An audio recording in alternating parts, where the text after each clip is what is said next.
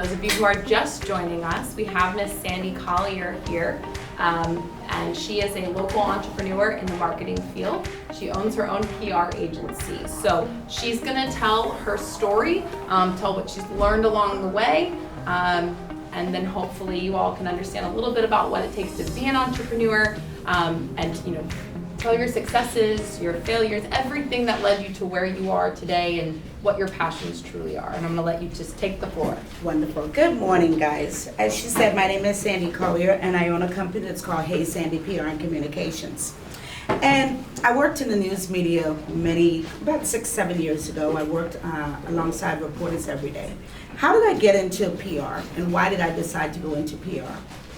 Many years ago, none of you guys were born at that time. There was a hurricane down in Miami. It's called Hurricane Andrew, and it destroyed particularly most of South Florida. Homes were just leveled to the ground.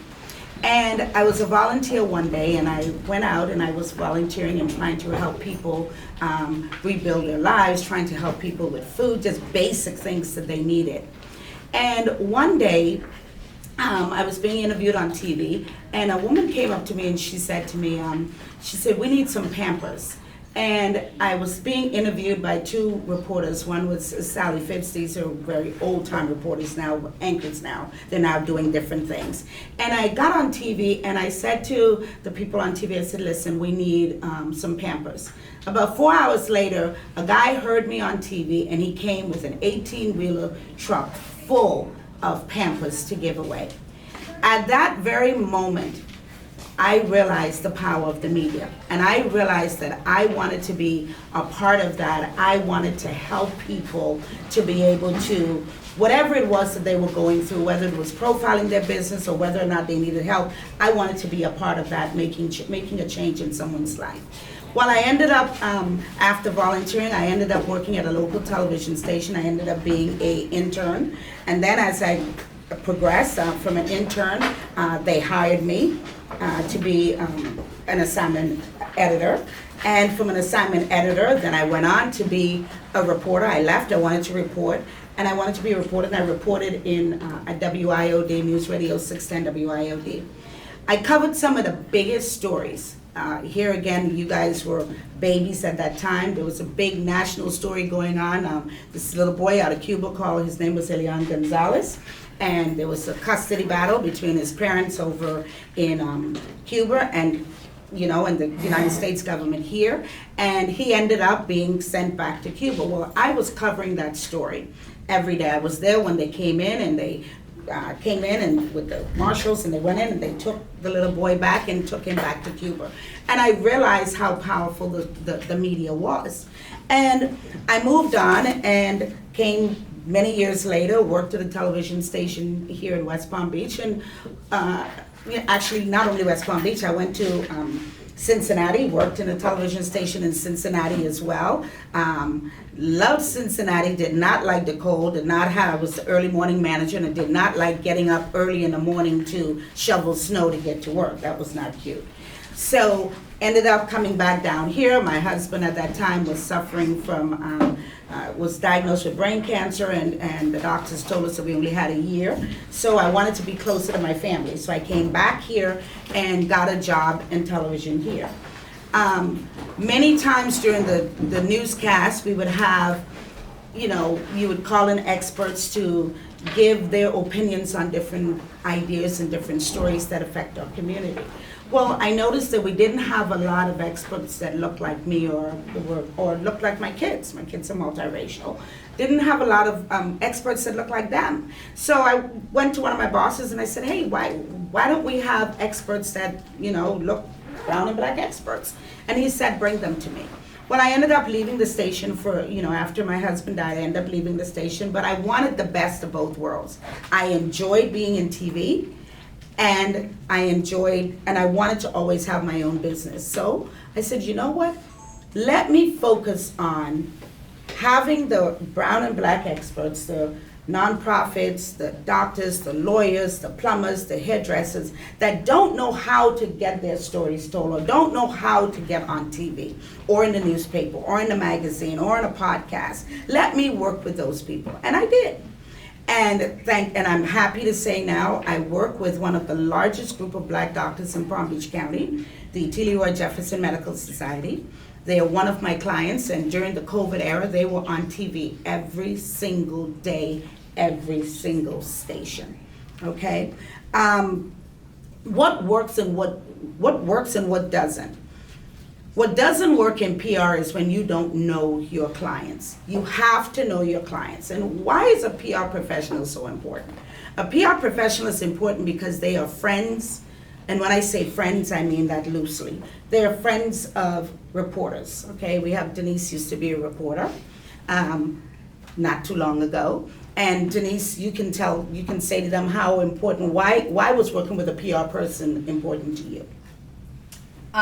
So working with PR, it's like you said, it's a relationship because you want to be able to have those experts who are experts in those cases because you get different stories every day. So it's nice to have community experts and PR folks. They plug you into those niche areas where you're not too familiar with. And Sandy is a powerhouse in this market when it comes to all things medicine. And during the pandemic, I was working as a reporter, and Sandy was that gap because, you know, doctors are busy with their day-to-day work and they're taking care of your family, your friends, but we want to make sure we get their perspectives and their expertise and their stories. So we would connect with Sandy and she would plug it in. So she had the best of both worlds, having that experience in journalism and then having that community passion and that love for giving the voice to the voiceless. Thank you very much. And, you know, not only doctors that I work with, I also work with a lot of nonprofits, okay? One of the nonprofits that I just did a huge gala with was the Grow Lit Project. That was last week. We brought in award-winning actor and poet Amari Hardwick to that event. And why is the Grow Lit Project so important? The Grow Lit Project is a charity that they're very passionate about children and very passionate about teaching them how to read from an early age. Because of the pandemic, a lot of these kids did not have access to the internet. So you have a third grader that's reading on a kindergarten level. So the Grow Lit Project is a project that tries to make sure that they have books in the hands of all of these kids at a very early age so they can read. I'm also working with a company right now that's called Safe Bound Moving and Storage, and I brought something for you guys to share with all of you. And why is this important? Thanksgiving is 2 weeks away. And we have so many families that have food insecurities. Okay, they don't know where their next meal is going to come from. So we have this local Safe Bound Moving and Storage in conjunction with the West Palm Beach Police Department. They're going to be giving away 1,000 turkeys free of charge to families. And all the families need to do is drive up and bring it on. Drive up and the turkeys will be put in their cars and they can just drive away. They're also going to be giving away 25,000 diapers, okay? Why is media so important sometimes? Now, this company is doing this great job of doing this giving away, right? But if they didn't know who to go to, they would have all these turkeys sitting there and nobody would come to get them, okay? So they reached out to me and I helped them craft a story, okay? Now, a turkey giveaway in itself is, everybody gives away things during Thanksgiving, okay? But why did I make that story so important for the media for them to understand? And why they should come and cover the story? Because I've got a bunch of turkey drives to pull from, okay? So my thing to the reporters when I talk to them is, hey, listen guys, I pulled the number of people who may be suffering from food insecurities, that last year's numbers has increased over this year's numbers. So we make it personal because every one of you may know somebody who does not have enough food to eat. Or they may have enough food to eat, but they may be suffering from something else. They may be having different issues with their lives, and it affects you because you know them, okay? So I made it where I can say to the reporter, you know what, guys?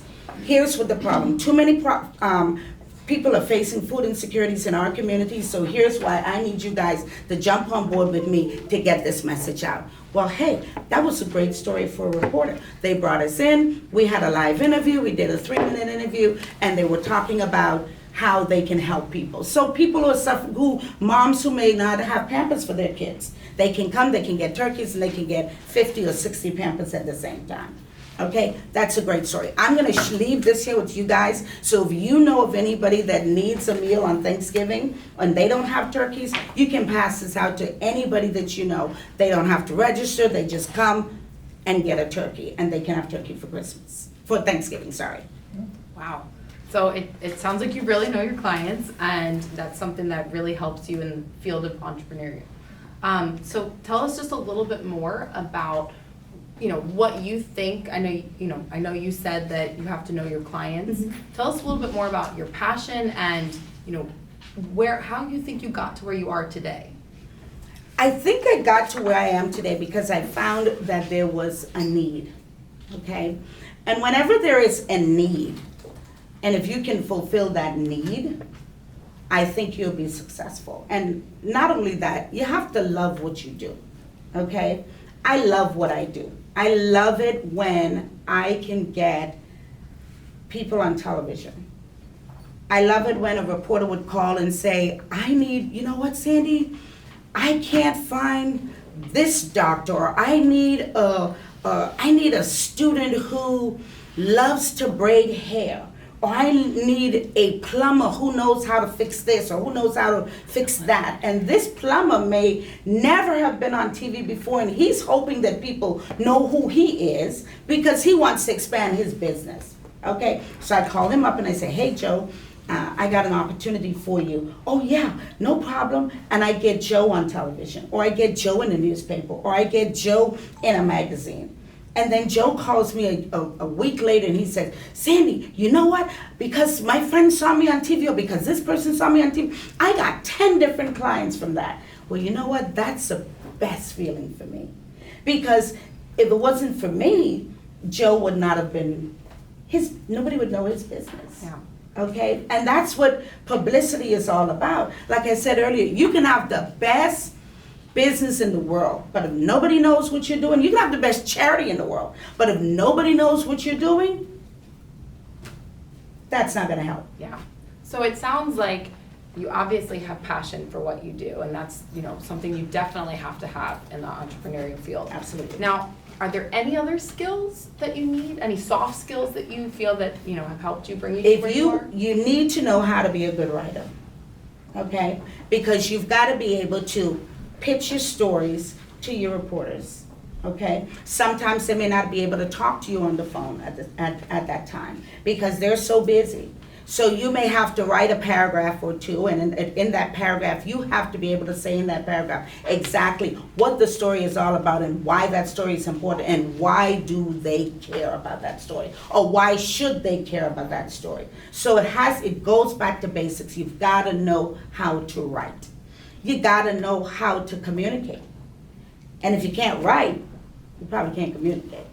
So these years are very important to do the basics and do what you have to do in order to get to where you need to go. That's one of the biggest things, okay? You also need to be able to have a network of people, okay? I speak to reporters at at all of the stations every day, every morning. Okay, because I've already built up that relationship that I know what's going on in the community. I'm plugged into the community. So they would call me to say, hey, what do you have going on today? I need a story. And I would say, okay, what kind of story do you need? You need to know what stories are. You need to know why people care about them. Okay, and even national stories, okay? Like right now, we all know about the conflicts that's going on overseas, okay? Collectively here in this room, and if you have a family member that's affected and you're thinking about it, you may not have a family member that's affected, but you may have your neighbor down the street who has, the entire family is there and they're having a problem.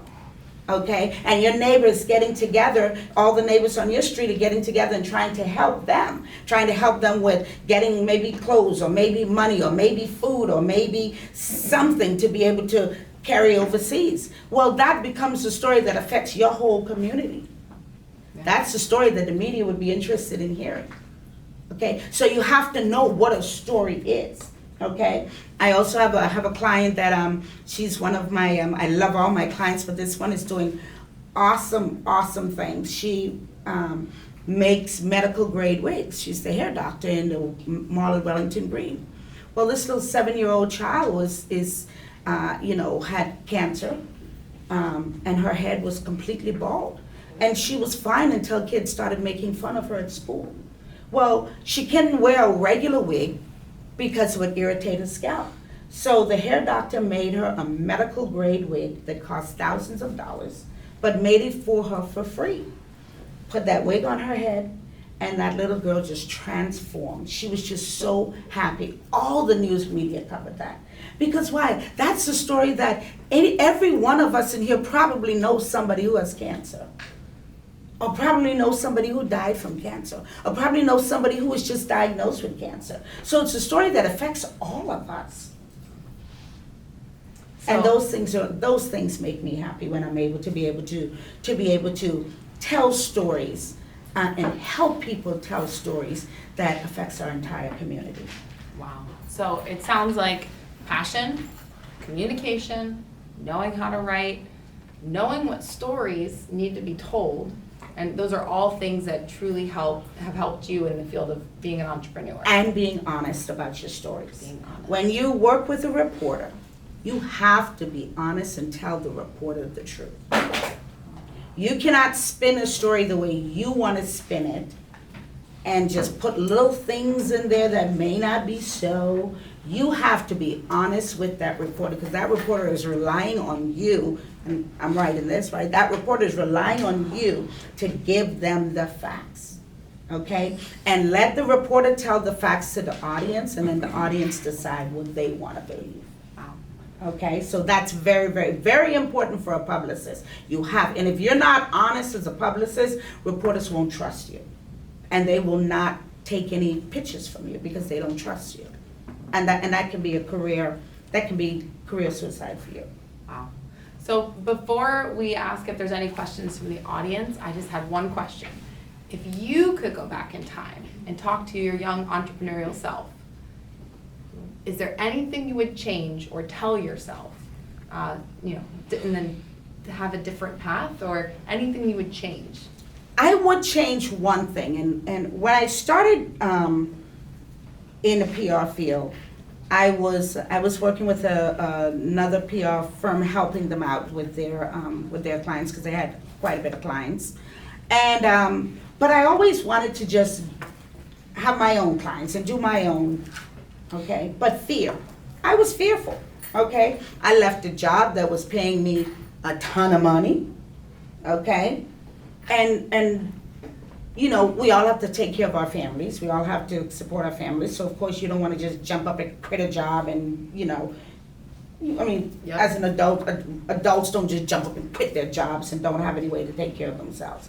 So I was fearful about that.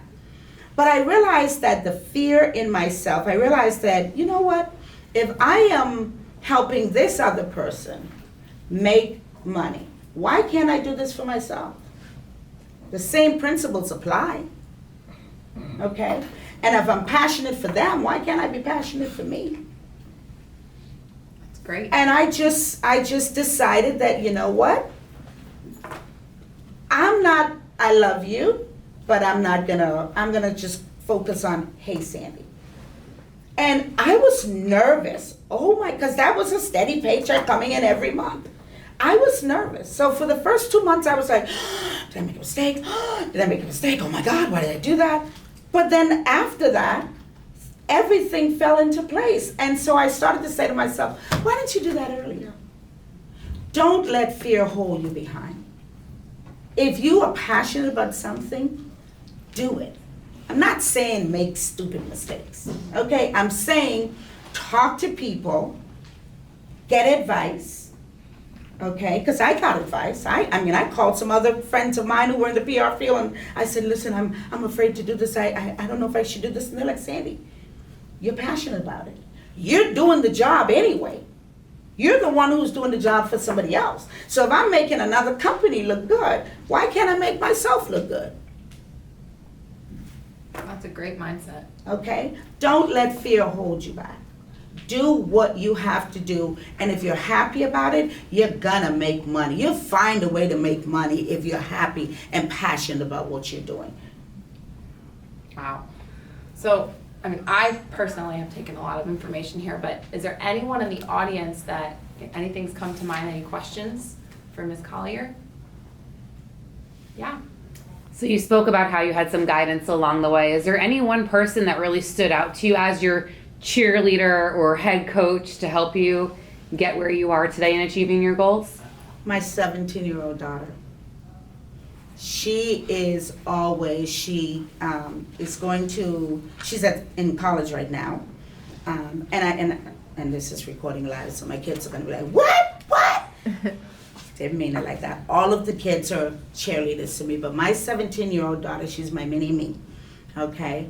And she was 6 years old when her dad died. And every time I was working or doing something, she would always say, Mommy, you can do it. Mom, you can do it. Mom, you're good. Mom, you're powerful. Mom, and those words meant more to me than anything. She saw what I was doing, and she thought that her mom was doing something good. She's now in college, and I miss her. She graduated a year early out of high school, and now she's at Florida Gulf Coast University. She wants to be a psychologist. And today, she's still my cheerleader. She would text every now and then. I told her, hey, I've got to do a presentation this morning, and she's like, Mommy, just be yourself. Just tell it like you tell it to me. Just be yourself. Wow. She's my biggest cheerleader. In terms of people that are in the business, I have a lot of folks in the business who I can talk to, and who are helpful if I have any advice. One of them is Julie Mullen of the Buzz Agency. I can call her and I can ask her any question, okay? And it's not a competition. It's, okay, what's the issue? Let me help you navigate through that, or this is what I would do. She's been in the business a lot longer than me. So it's okay to ask for advice. And it's okay to say sometimes, you know what? I've got this and I'm not sure how I'm gonna do this. Can you help me? I've had those moments. I have a big crisis communication person that comes along and I don't know what I'm gonna do. How am I gonna help them? Okay, and I would reach out to Julie and say, how do I help? What should I do in this situation? I'm not sure. But you've got to be open to asking for help. And 9 times out of 10, people will help you. You'll know who are in your corner. You'll know who your friends are. You'll learn that as you go along. And you would know the people who are there for you, like the root of a tree, who's got your back no matter what, and they don't need anything in return. All they want to do is help you to be successful. You'll find those people in your life. We're always cheerleaders for our kids, but how special to hear your child being a cheerleader for you. She is awesome. Because, I always tell people that sometimes I would hear parents say, oh my God, I have, my kid is this and my kid is, in that nasty phase or this or that, or their teenage. I've never had that problem with my daughter. She's always been so, she's always been almost, and I wouldn't even say the perfect kid because I'm sure there's things that I don't know about, okay? But I've never had any issues with her. She's just always been that cheerleader for mommy and for her brother that's living with autism. Because he could be a challenge and he's older than her. He's 22. So she is the young big sister. So I'm very proud of her, and I'm excited of what she's going to do later on in her life and how she's going to help to make a change in the life of people later on. Wow. So, are there any other questions from the audience? Yeah, what has been your biggest challenge? My biggest challenge in PR was finding clients, because as a PR professional, you make money on a retainer. You hire clients or the clients hire you and they pay you a retainer. And a lot of some of the small businesses, some of the nonprofits, they don't have money, but they have great stories to tell. And I'm all about community. And so I found myself like working with a lot of these clients and oh my goodness, they don't have any money, but I can't not help them tell the story. So then I have to balance, all right, You got a school fees to pay, okay? But I still want to tell this story, okay? So I find a way to make it happen, you know, where I can still help them, not giving them all of my time, where I'm still being able to make some money and still help them do what needs to be done. So if any, that would be my hugest challenge, I would say, in terms of making money. Oh, that's good. Great question. That was an awesome question. Oh, very awesome question. What type of schooling did you get to your career? So I have a bachelor's in communications. I was going to communications and journalism. I was going to do a master's in communications, and I basically was like, well, if I'm not going to be teaching, I don't need a master's degree. So I decided not to spend all that money. Okay, but I did my 4 years of college, and got my bachelor's in communications and journalism. Questions? What do you say to the students in this classroom who are very skillful at content creation? We live in a very digital society. They can start their own business now as a side hustle to help even pay for their tuition or to add some supplement. What do you say to them to get them off the ground? I say go for it. If you know you're good at right now, with you guys don't sit and watch the news, really. You don't, right? I mean, I know you don't watch the news, right? You can say it. I know you don't watch the news. You have TikTok. You have Instagram. You guys know what's on that. I mean, my daughter has to tell me about, you know, TikTok and Instagram. She's like, Mom, get it together, because I don't know any of those. I'm not really good at that, okay? So if you have a side hustle and you want to be able to create content and you know you can make money creating content, I think it's YouTube and even Instagram, right? If you get a bunch of followers, you can get paid, right? Do it. If you have great content that you can put out there, do it. Good content. Don't put content out there that is not, you know, that's not good, okay? You know, don't put content out there like challenging this one to eat a box of salt or all that kind of stuff that you know people are gonna do some stupid stuff like that and they're gonna probably die. Don't do stuff like that. But if you have something that's really good, if you're selling, I'm constantly looking at her right here. I love those earrings.